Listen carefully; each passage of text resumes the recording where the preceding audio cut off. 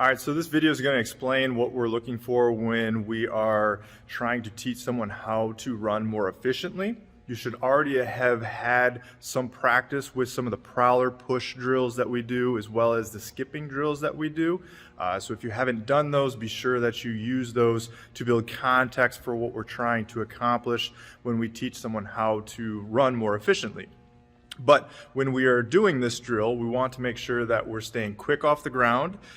You should think about rolling through your foot quickly, and it should feel like a bouncy ball on the ground as opposed to a beach ball. So we want to be quick off the floor, roll through the foot. You don't want to be trudgy on the ground. Now, a big key that you'll notice as we initiate the running and as we initiate the jog, it's best to think about pulling down into the ground, pulling your foot down into the ground. That's going to help you roll through your foot a lot more naturally, and just make sure that you finish through all 5 toes and that you're really allowing the body to rotate, the sternum, the head, move side to side as you move forward through space.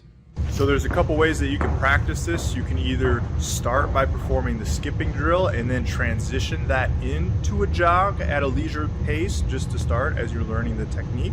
Or you can think about starting with both feet together and then taking a step forward, just kind of leaning forward until momentum kind of causes you to fall forward, and then pull down into the ground, and then that starts and initiates that roll through the foot that we've been describing, where you're landing on the outside half of the foot and then rolling through the foot, finishing through all 5 toes.